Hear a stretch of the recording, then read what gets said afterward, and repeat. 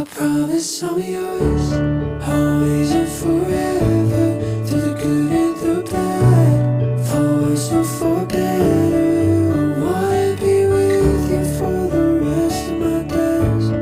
I promise I'll love. What's up, you guys? Welcome back to another episode of Conversations with P&K. Yeah, welcome back to the channel. Today we wanted to chat about communication and just communication, different styles, and it like within relationships. Yeah. Right? Yeah. And this conversation stemmed from a podcast we were listening to called Modern Wisdom, and it was a conversation with Julian Turecki, and it was about her Her new book coming out. called It Starts With You, I guess. And one of the things we took from that, or I took from that, was that, sorry, our dog is just in there. But one of the things we took from that was that it all stems down to the stories that you tell yourself during when you're communicating. Yeah, she had like explained that a lot of communication issues or like they come from yourself, not so much you and your partner. So she says it's the stories that we tell ourselves which cause the issues and the conflicts with your partner. Yeah. No, and that was it hit home because having a newborn kid, the way the way we respond to certain situations, like for example, like not understanding, the postpartum emotions and, the hormones and all that. Yeah. The first thing we think about is, as men, most of the time we want to like fix things. You know what I mean? So like we want things done a certain way. And when we then, when we don't get it the way we want to, it's easy for us to tell ourselves, or I'll use me as, it's easy for me to like tell myself a story that, oh, she's just being frustrated or being mean. And it kind of, She's being mean. yeah. But it kind of like, when I tell myself that story, then it affects the way I react to the situation and the emotions that I bring to the situation, because at that point I'm coming from a place of resentment. Yeah. And, when really I might not even know what's going on yet or know there's an issue. Yeah. But you had some feeling and then you made a story about it. Yeah, just because I couldn't talk about it, because I didn't know how to, communicate it. Yeah, exactly. Yeah. Because I was stuck in this place where I was like, how do I tell her this without hurting her? You know what I mean? But like, then it was giving me this temporary fix of like, okay, I'm just going to give her space. When at that time, what you needed was for me to like, hug you and tell you it's going to be okay. Not give me my space, but be more in my space. Exactly. So like, I feel like, and it put a little bit like between us because you had this story in your head, which I didn't know what was going on. So then when you brought up the issue, you were already like way down the road from me. I'm like over here not knowing what's going on because you've already, instead of just like having that feeling or thought that comes to you that's like upsetting each other and then communicating it. And that was like a huge part of the podcast, and I guess her book is just how that's why they say like it starts with you. Because right there, we let our heads, what did they say? Like you Something just get about your head. monkey, like The monkey brain. the monkey brain. Yeah. And that was definitely something that I found as for me, it kind of hit home from my past experiences, right? There have been multiple times that things have happened where you want to protect yourself and you don't want yourself to get hurt. So the more vulnerable you get in a relationship, there are certain times when you're like, nah, this is not going to happen again. You know what I mean? So like, it kind of like, so those things add, like they kind of add to the story that you tell yourself when, you're faced with a situation. And then I feel like when you're able to be open and like completely vulnerable to talk about it, it will allow you to like, because for example, when I, told you exactly what was going on in my head, you were able to like communicate and like make me understand that like, hey, that is not the situation, Yeah. and like, because if I had kept that to myself, heaven knows where my, like, because you my would mind, have believed the thoughts, the story that you told yourself. exactly, and like the stories don't stop because now it just keeps adding on. Then you do another thing, and then it just keeps like They got a whole novel up there. exactly, like my mind is telling a full on like blown book in my head, so like When really it comes down to like just communicating that one thing. And of course, like we have a 10-week-old, and I mean, people who have kids know that like it is rough, that first, like the newborn stage. And the fact that you're not having sex too is Yeah, like it's, like it's a vulnerable spot for women to be in postpartum. You just had a baby, your body's healing. It is the biggest hormonal shift or change you'll have. And men can only relate so much. Like the only thing you guys can really do is be there for us and the baby, but it's not like you can understand it. And even me, I don't understand it fully. All I know is like, I don't know why I'm feeling rage or I'm angry or I'm upset. Like there's so many things that just come with it. And then you're on the outside trying to be like, okay, what the hell am I supposed to do for you? Yeah. What do you want? And it can be like, for me, and now having 2 babies, the biggest is just being like overstimulated. Yeah, and one thing she said too was like, as a guy, and I feel like all guys can relate to this, when we're faced with a problem, like, when you tell us, oh, I'm struggling, or for example, I'm so stressed out, blah, blah, blah, we want to give you, okay, you do 1, 2, 3, and 4, and it's going to fix the situation. You know what I mean? And that is how I feel like we function. But then sometimes, the understanding I got is sometimes you guys want us to like, just acknowledge the, down, hey. Down. You want us to acknowledge that, hey, I understand that you're feeling this emotion. It's going to be okay, and just maybe We give you a just want to hug. be able to know that like we can bring it to you and you'll allow us, like we don't always need a problem solving or a fix. Yeah. Sometimes I just want to tell you, I feel this, I'm overstimulated, I'm upset. And then I just want to be hugged and you just say like, I'm sorry you're feeling that way. Yeah. And that's something, another thing she said was, the second you get into a relationship with your partner, you're automatically training your partner. And what that looks like is, for example, when your partner gets emotionally vulnerable with you and tells you what is really going on, and you just shove it aside, or right away either tell them, oh, why don't you, like, for example, I'll use a very common one. I'm having a headache. Yeah. Did you drink your electrolytes, or did you? Did you take magnesium?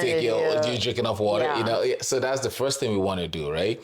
And if you keep telling us that, okay, if you keep telling me, oh, I have a headache, and I keep telling you, go drink some water or go have electrolytes, eventually you're gonna be like, yeah, he's just gonna say, good. So you stop telling me that. Yeah. And it's the same thing with like, when you feel emotionally vulnerable, in the sense where you're like, hey, I'm really frustrated today. This happened, that happened. And if I'm in a place where I'm just trying to fix it, or maybe I get frustrated with you that I can't fix it, eventually you're just going to get, to this place where you're like, you know what? I'm going to stop telling you. I'm not even being heard. Yeah, exactly. What I'm telling you. You're not, it's almost like sometimes it feels like you're not listening or something. Like I'm telling you how I feel, and then it's just this fix, when really I'm like just telling you to communicate and be open so we can be on the same page. Yeah. And like, I feel like, you have to tell us what you want, which is, is expected. That I feel like that's what people call emotional intelligence. But like, I feel like I'll speak for me. I can't speak for every man out there, but I feel like sometimes we need some hand holding, sit. Yeah. we need some hand holding, you know, in the sense where, hey, this is what I need right now. You know, because if you automatically expect us to like, okay, you should know to give me a hug and tell me it's gonna be okay. And a guy coming back from work or like I don't know, like it doesn't always, just it's not the first thing that comes to your mind, right? So I feel like it could be something that you know, you could tell us, hey, you know what, today has been tough. I just need you to do this with me. And it will help. But if you just look at us like, you should know that you should do. I feel like that is where a lot of guys like are like, you know, we're all stuck in this bubble where like, I can't read your mind if you don't tell me. And I think that's where it's hard because like, I mean, I tell you that sometimes, right? When I'm like, I'm up, like, I just wanted a hug from you. That's all. Like, I'll tell you stuff like that.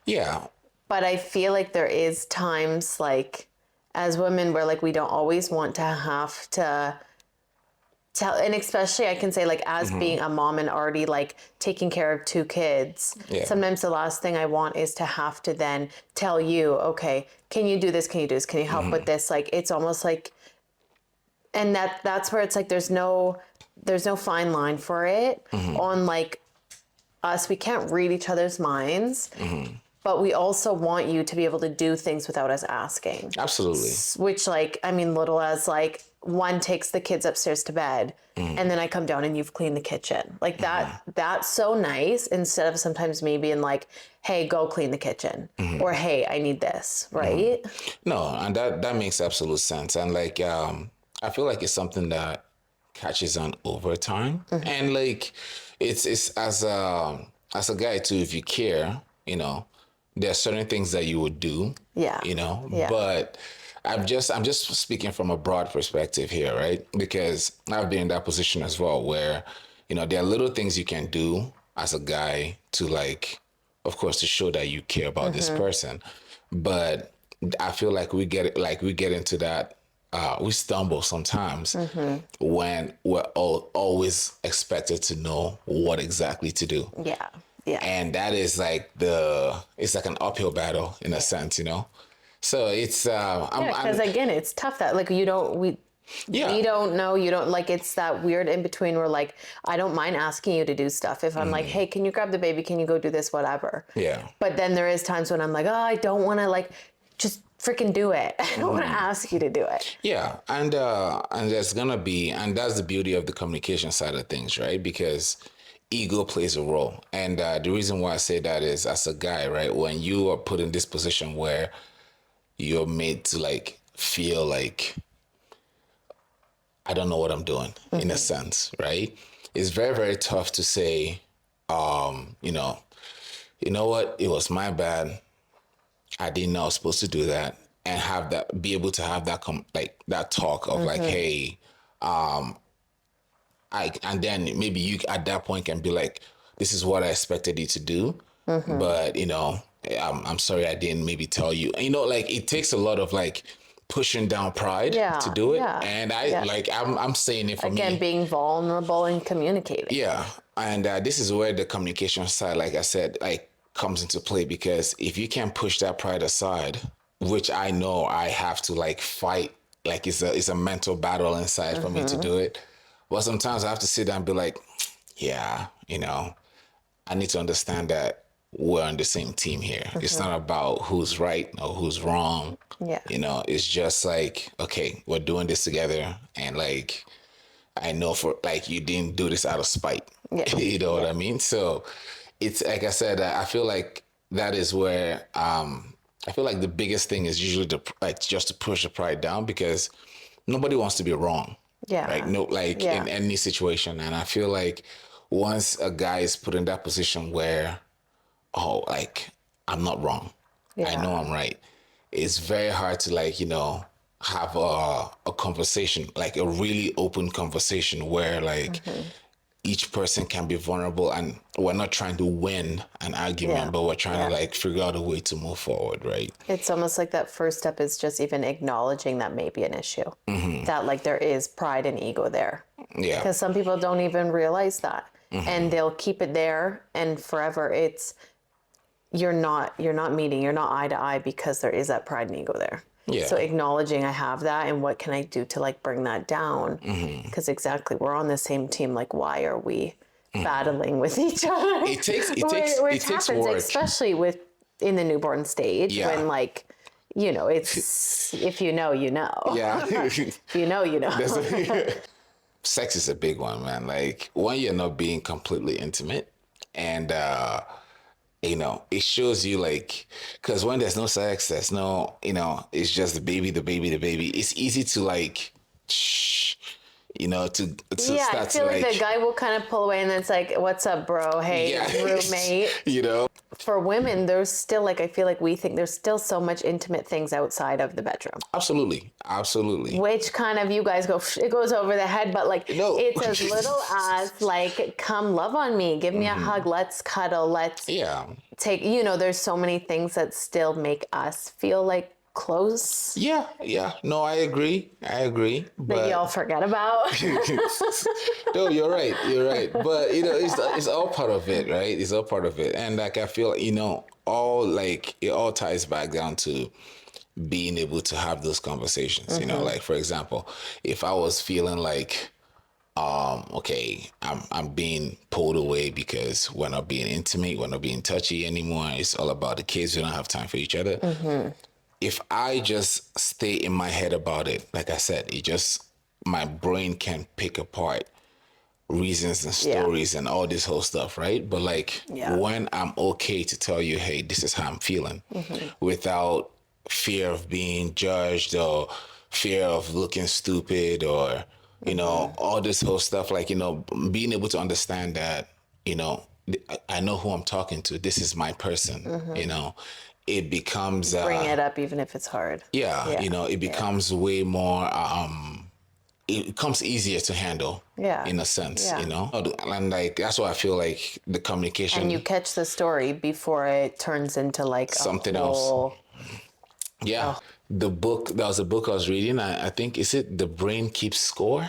I think, I can't remember what it is, but like it keeps, like when you know, make up those stories, just bringing it back, when you make up those stories, you start to like pick apart, you know, things that this person is doing to add and validate the story that you're telling yourself, right? Because you're trying to make your case right.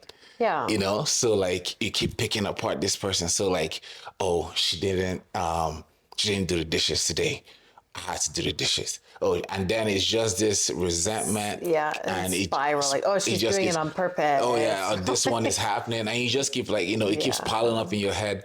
But the first time it happened, you know, being able to just talk about it, you know, even when it's hard, and that was something that I try to I try to promise myself to do, like, you know, like when no matter how hard things are, before we go to bed, I try to like have a conversation about it. Yeah. You know? Yeah. And some days we're still working on it. Yeah. Like I feel like it can be hard. Communication, it's hard, but it's something like no one is just super good at it. Like you forever have to be working on the communication. Because we're evolving. You know, like the you I knew when we didn't have kids is different from you when we had just Alani, and then you when we had the 2 kids. And same thing with me. So like, I feel like at every stage, we have to keep learning, you know, like this whole new person, because you're adjusting, I'm adjusting, you're learning the new me, I'm learning the new you. Yeah. So it's like being able to have your paths, like you're both growing and you both have different paths, but at least they're going together. Yeah. Right. Yeah, and it can be frustrating. It can, like, there are moments where it's frustrating. There are moments where it's beautiful. I feel like this whole journey of us being together and raising this family is a beautiful thing. But there's gonna be tests consistently. Absolutely, and being able to like get through them is what's gonna keep us stronger, right? So yeah. I feel like we got it, baby. Yeah, it's a tough one. It's a